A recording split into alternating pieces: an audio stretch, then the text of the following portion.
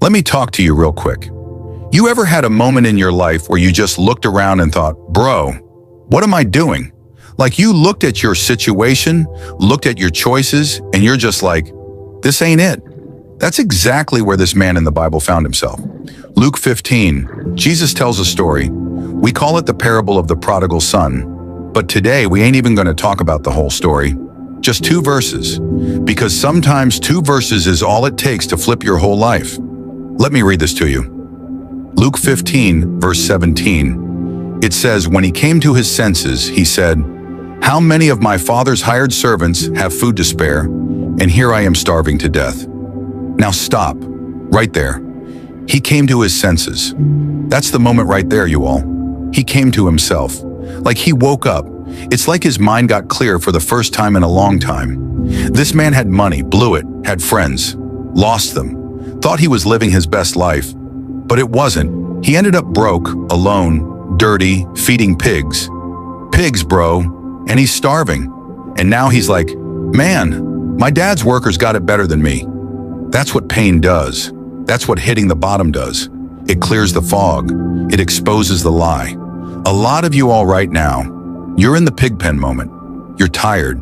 You feel stuck. You feel like nothing's working. That pressure you feel, that's God trying to wake you up. Sometimes God lets you hit rock bottom, not to kill you, but so you'll finally look up. Now watch what happens next. Luke 15, verse 18. I will set out and go back to my father and say to him, Father, I have sinned against heaven and against you. Boom. He made a decision. That's key. He didn't just sit there feeling sorry for himself. He didn't say, man, I messed up. Guess I got to die here. Nah, he said, I'm going back. That's what some of you all need right now. Not another sermon, not a church conference, not 10 steps to healing. You just need to say, I'm going back. Back to what? Back to your Father. Back to God. Back to peace. Back to your identity. This son didn't have a plan. He didn't know if his dad would accept him. He just knew, I don't belong here. And some of you all, deep down, you know the same thing.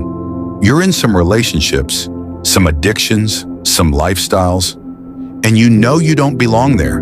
You're out of place. And God is saying, come back. Let me keep it 100 with you. It takes humility to come back. Pride will tell you, they'll judge you. Shame will tell you, God's done with you. But guess what? Neither of those voices are from the Father. Because if you keep reading the story, which we ain't even doing today, you'd see the Father ran toward him. No lecture, no punishment. He just hugged him. But listen, that part never happens unless he first says, I will get up and go back. You waiting on God to rescue you from the pig pen, but God's waiting on you to take one step back toward him. You don't got to fix everything today. You don't got to clean yourself up. You just got to get up. Just say it like the son did. God, I messed up. I sinned against you, but I'm coming back. That's it. And the moment you do that, heaven celebrates. Your Father runs. Grace meets you halfway. So if you're watching this video and you're feeling that tug in your heart, that's not guilt. That's love. That's the Holy Spirit calling you home.